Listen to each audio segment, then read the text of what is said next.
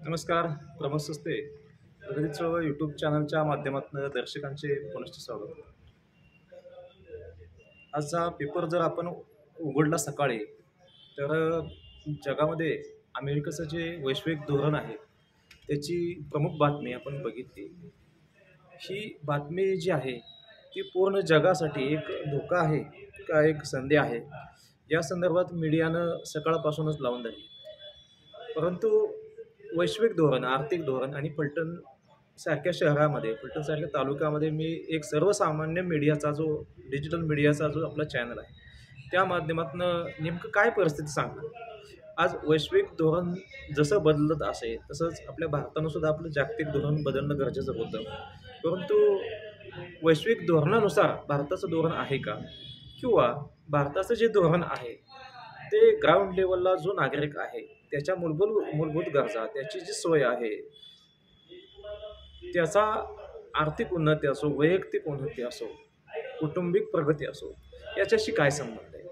तर निश्चितपणे जागतिक धोरण जे आहे त्यामुळं आर्थिक गोष्टींचं संदर्भ जो आहे तो आपल्या चुलीपाशी, म्हणजे आपल्या अंगावले कपडे असो, आपण जी दैनंदिन जीवनामध्ये प्रत्येक गोष्ट वापरतो त्याच्याशी डायरेक्ट संबंध हा तयार झालेला आहे. काहीही प्रायव्हेट राहिलेलं नाही आहे. प्रायव्हेटची डेफिनेशन सुद्धा आपल्या संविधानात पूर्णपणे तयार केली गेलेली नाही आहे. त्याच्यामुळं आज आपण बघतो टर्म्स अँड कंडिशन, एखादं लोन घ्यायचं म्हणलं तर टर्म्स अँड कंडिशन्स असतात. या टर्म्स अँड कंडिशन ह्या पूर्णतः प्रायव्हेट लाईफवरती घाला घालणाऱ्या आणि त्यांच्या सोयीनुसार केलेल्या जात असतात. त्याच्यामध्ये आपण संविधानिक व्यवस्था जर बघितली तर संविधानिक व्यवस्था ह्या देशातील जो नागरिक आहे त्याच्या हिताची नेमकी कुठली भूमिका घेते. अलीकडच्या काळामध्ये खूप मोठी मोठी आव्हाने, खूप मोठमोठ्या ज्या आकलनाच्या पलीकडच्या गोष्टी ज्या आहेत त्या सर्वसामान्याला भेडसावत आहेत. त्यापैकीच अमेरिकेचं जे आर्थिक धोरण आहे या बाबतीचा हा आजचा व्हिडिओ आहे. म्हणजे वैश्विक बदल जे आहे त्याच्या पार्श्वभूमीवरती भारताचे आर्थिक धोरण जे आहे ते संधी आहे का आव्हान आहे या बाबतीत आपण आज चर्चा करणार आहोत. सध्याची आर्थिक आणि व्यापार, भारताचे भवितव्य सध्याच्या आर्थिक आणि व्यापार क्षेत्रातील बदलला कोणताही देश जो आहे तो वेगळे राहून सामोरं जाऊ शकणार नाही, हे अगदी 100% खरं आहे. अमेरिकासारख्या महासत्तेने आपल्या धोरणामध्ये आमूलाग्र बदल केलेले जे आहेत त्याचा परिणाम संपूर्ण जागतिक अर्थव्यवस्थेवर नक्कीच होणार आहे.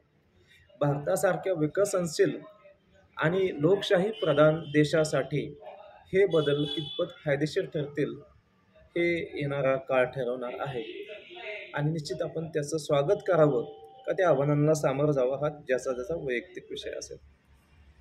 अलीकडच्या काळामध्ये आज भारतामध्ये जी परिस्थिती बघितली तर प्रत्येक व्यक्ती हा संकुचित विचार आणि त्याच्या दुष्परिणामांना सामोरं जाताना दिसतोय. व ही संकुचित विचारसरणी म्हणजे मी, मला आणि मला माझंच, हे संकुचित विचार जो आहे त्यामुळं समाज, देश, गाव ह्या पातळीवरती व्यापक दृष्टिकोन जो आहे तो संपत चाललेला आहे. मग तो आर्थिक परिस्थितीच्या बाबतीत सुद्धा 100% आहे. आणि मला वाटतं जे फसवाफसवीचे प्रकार होतात, एकमेकांना ठगण्याचे जे प्रकार होतात, आज ऑनलाईन फ्रॉडसारखे जर प्रकार बघितले तर त्याची संख्या खूप वाढलेली आहे. त्यामुळे मला वाटतं प्रत्येक व्यक्ती संकुचित विचार करायला भाग पडत आहे. आज समाजात, कुटुंबात आणि व्यक्तिगत स्तरावरती सुद्धा संकुचित विचारसरणी वाढत निश्चित आहे. प्रत्येकजण स्वतःच्या स्वार्थासाठी झटताना दिसतो.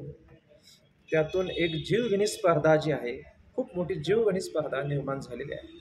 यामुळे केवळ व्यक्तिगत विकास होत असून विकास होतोच आहे.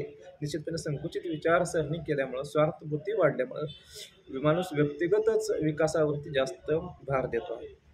सामाजिक उन्नती ही केवळ दृष्टिकोनाने नाही तर सामूहिक प्रयत्नांनी साध्य करता येते. म्हणजे सामाजिक जी उन्नती आहे, एकट्याची उन्नती म्हणजे समाजाची उन्नती, हा जो कन्सेप्ट आहे तो मला वाटतं समजून घेणं खूप आवश्यक आहे.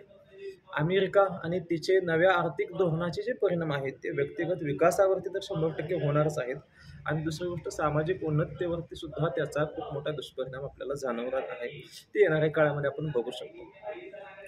अमेरिकेने नव्या व्यापार धोरणातील काही मोठ्या निर्णयांची अंमलबजावणी आजपासून सुरू केलेली आहे. आता त्यातले काही प्रमुख मुद्दे म्हणजे नेमकी काय हे अमेरिकेचं धोरण आहे हे समजून घेणं आवश्यक आहे. आयात निर्यात धोरणातील बदल अमेरिकेने आयातीवर अधिक निर्बंध लावून स्थानिक उद्योगांना चालना देण्यास सुरुवात केलेली आहे. म्हणजे तेथील जो स्थानिक उत्पादित केलेला माल आहे त्याला प्रायोरिटी द्यायचं आणि बाहेरून जो माल येतो त्याच्यावरती अनेक बंधनं किंवा टॅक्सेस लादलेले आहेत आणि हे धोरण अमेरिकेनं आजपासून सुरुवात केलेलं आहे. आंतरराष्ट्रीय व्यापार करारामध्ये फेरफार जे आहेत ते काय केलेत, अमेरिकेच्या नव्या धोरणामुळे भारतासारख्या देशांना व्यापार करारामध्ये अधिक तडजोड करावी लागणार आहे. म्हणजे येणाऱ्या काळामध्ये निर्यातीसाठी भारताला वेगळा देश हा शोधावा लागणार आहे. निर्यातीसाठी वेगळी बाजारपेठ जी आहे ती शोधावं लागणार आहे. डॉलरचे वर्चस्व आणि भारतीय रुपयाचे स्थान म्हणजे डॉलरच्या स्पर्धेत रुपया हा जो वर खाली होत असतो त्याकडे आपल्याला लक्ष देणं प्रामुख्यानं भाग आहे. डॉलरच्या मजबूतीमुळे रुपयाची किंमत घसरणार आहे आणि घसरतच आहे ऑलरेडी. याचे थेट परिणाम भारतीय बाजारपेठेवर तर होणारच आहे. म्हणजे आपल्या रुपयाचं मूल्य जर घसरलं तर निश्चितपणे स्थानिक बाजारपेठेमध्ये रुपयाचं मूल्य घसरल्यामुळे त्या रुपयाची जी किंमत आहे ती कमी होणार आहे. आणि ह्याचे भारतीय बाजारपेठेवर नेमके कोणते परिणाम होणार आहेत हे आपण बघूया. भारतासारख्या विकसनशील देशावर या बदलांचे काही स्पष्ट परिणाम जे होणार आहेत ते कोणते, तर पहिली गोष्ट उद्योग आणि स्टार्टअपवरती याचा परिणाम होणार आहे. भारतीय उद्योगांसाठी निर्यातीत मोठ्या अडचणी निर्माण होणार आहेत. फक्त अमेरिका देशापुरत्या निश्चितपणे अमेरिकेची जी बाजारपेठ आहे ती आपल्यासाठी आता अडचणीची ठरणार आहे.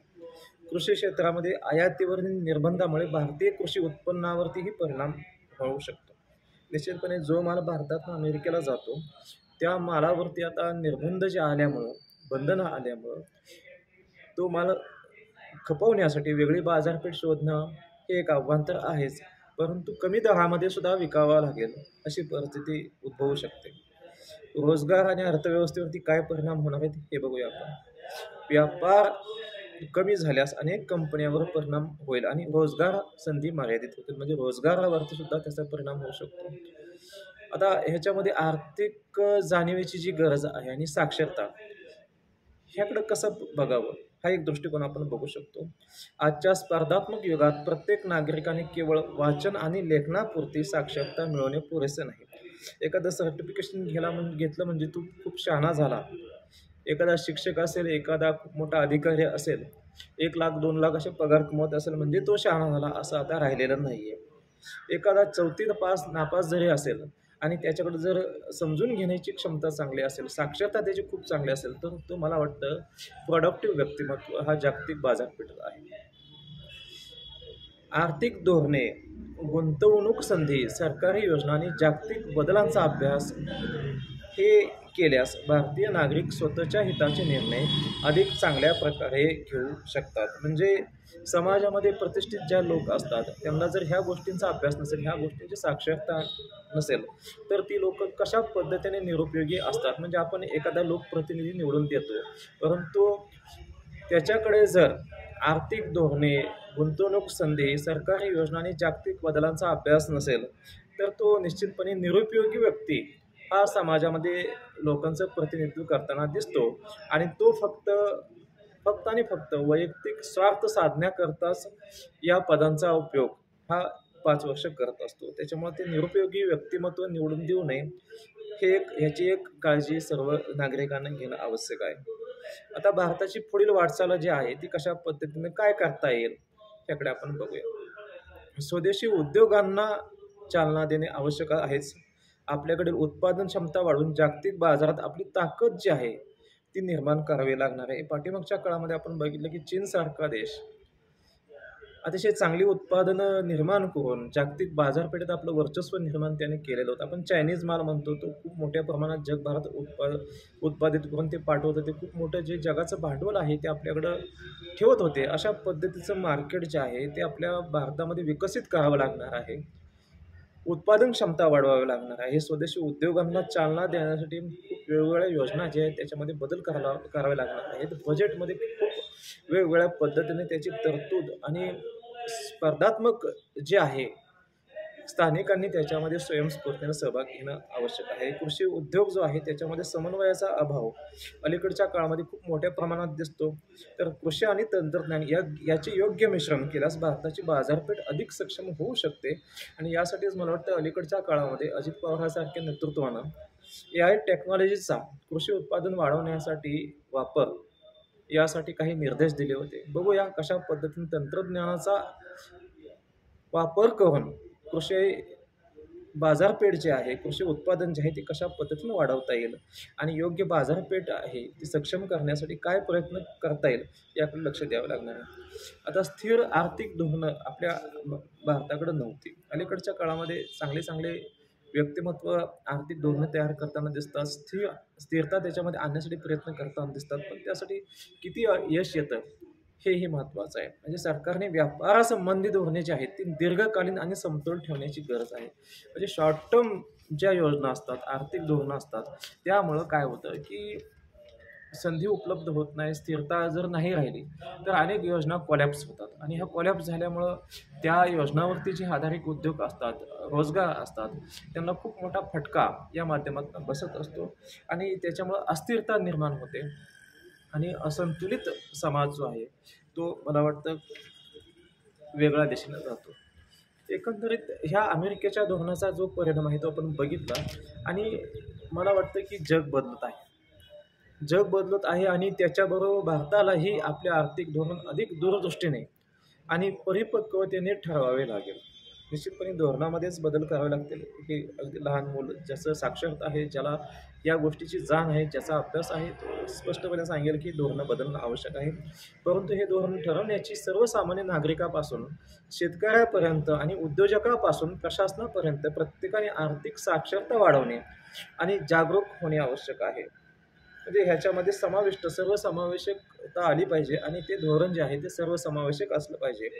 संपन्न भारत घडवण्यासाठी व्यक्तिगत फायद्याच्या पलीकडे जाऊन सामाजिक प्रगतीच्या दृष्टीने विचार करणे हीच खरी काळाची गरज आहे.